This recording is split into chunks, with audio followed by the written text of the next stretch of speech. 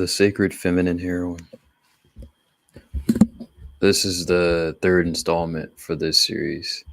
And in the Sacred Heroine series, I talk about the integrated aspects of the feminine. Um, in the modern era in the West, we have the archetype that seems to reign supreme is uh, a more darker archetype. It's more egocentric. Some people call it the modern woman archetype, and that encompasses several different things.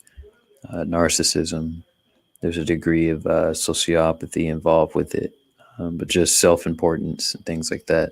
So the Nana Shimura, aka the sacred feminine heroine archetype, is less self-centered. It's more focused on others, which is interesting because in the series she uses a power called one for all, and it's actually selfless. The opposite being more selfish. So it's fascinating how it kind of coincides with that. Um, so I wanted to talk about deeper aspects of the sacred feminine and heroine. So I actually believe that there are women, there are many. I think there's a sacred feminine heroine that's probably created every day. There are women who are slipping into this archetype. Some of them, some of these archetypes were they started young. Some they develop later on. Uh, you get some that probably get parts of that archetype towards their older age. Um, but I think there's a great percentage of sacred heroines that are actually being held back. They're being kept from that full development on purpose. And reasons why this would be, this is kind of what I'm trying to explore.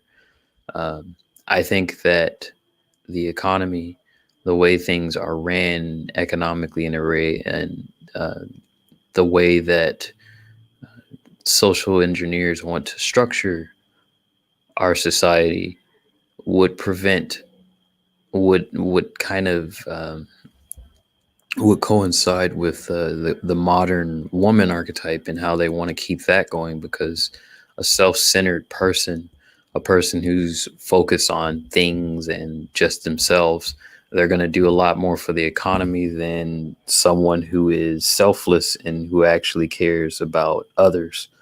And the sacred feminine heroine, these women, they care about others. They care about they have there are other things that are more important than themselves, and they realize that. And they also go through a lot of struggles in life, and they have their meaning in life comes from sacrificing for others.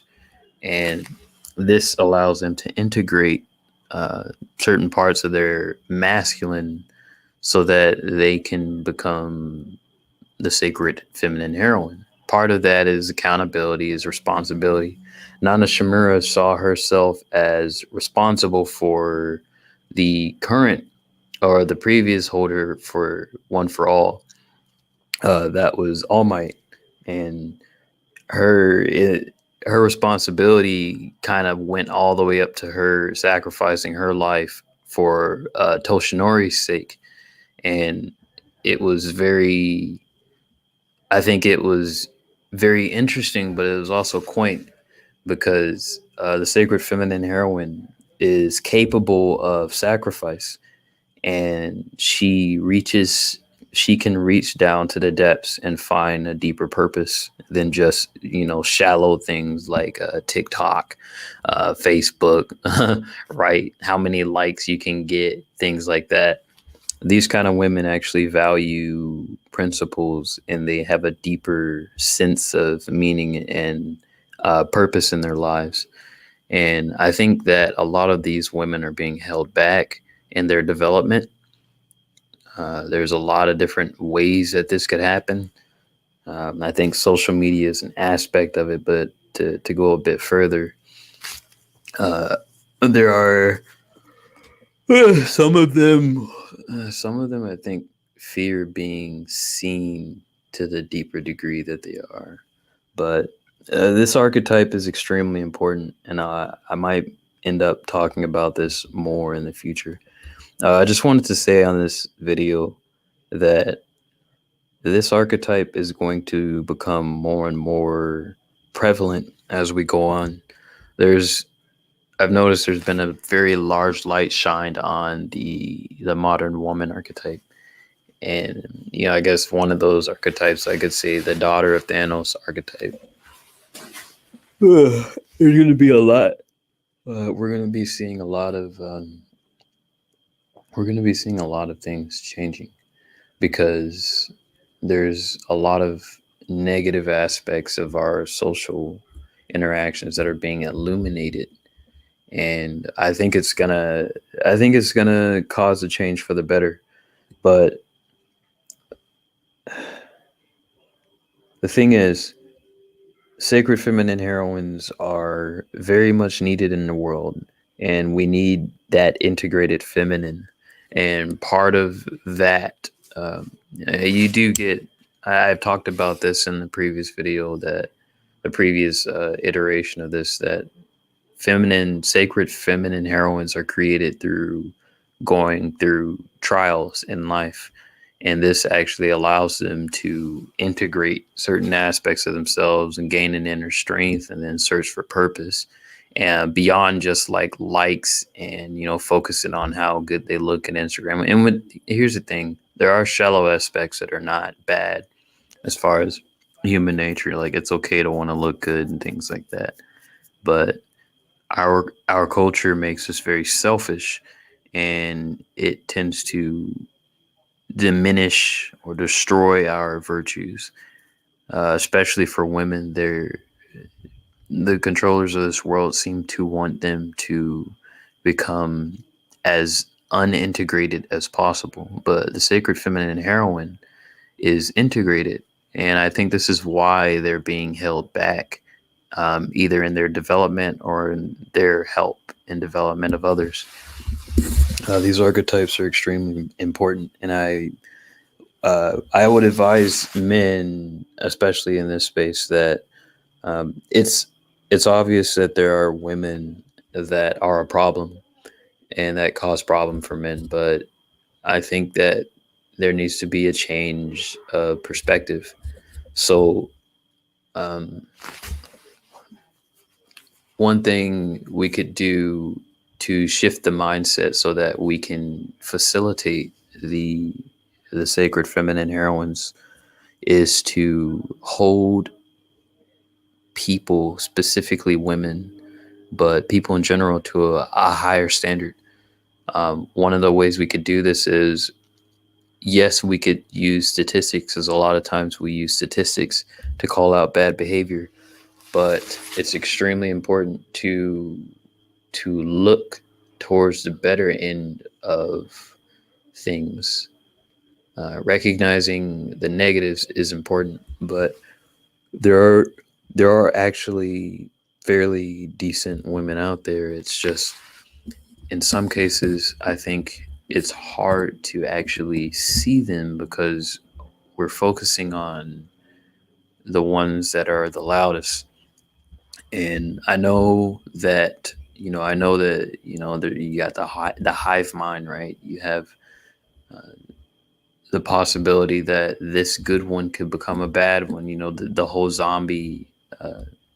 You have the whole zombie paradigm where it's like, oh, they're normal now, but they're surrounded by zombies, so it's only a matter of time until they get bit.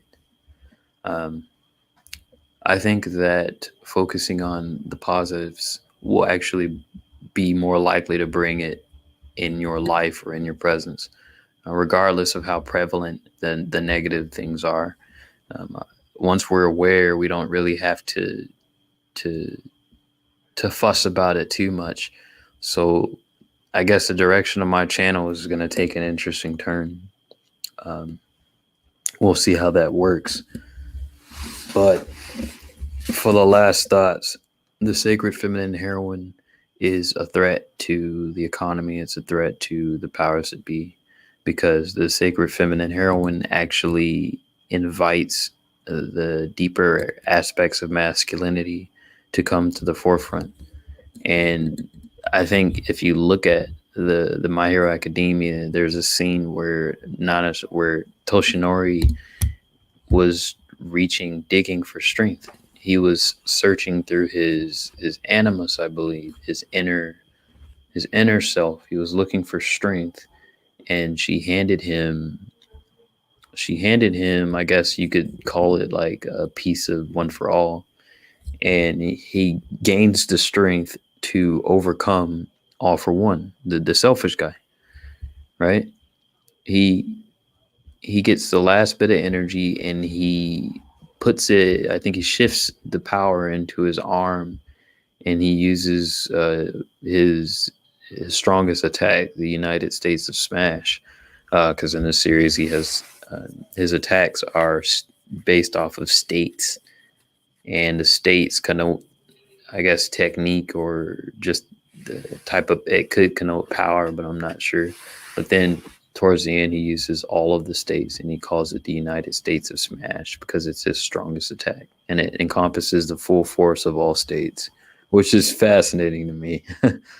um, but anyways, the sacred feminine heroine is, there are a decent amount of these archetypes out there, and I would suggest that if men run into them, that they treat these individuals with respect. And granted, you should treat anyone with respect, but I guess this is going to be an interesting situation for you, and I think you'll find healing in a lot of ways.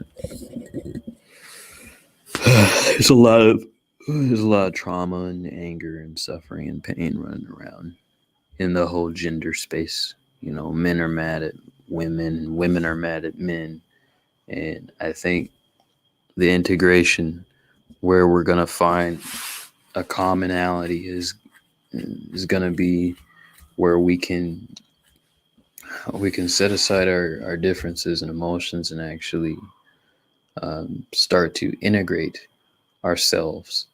There are integrated versions of the masculine and the feminine, and we've gotten away from that, I guess, for the past 50, 60 years. Ever since the 1960s, the integrated feminine, or the sacred feminine heroine, has been dwindling in numbers.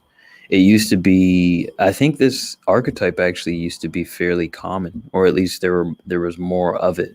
But the whole sexual revolution of the 1960s and beyond, you had the feminist movement, and then you have a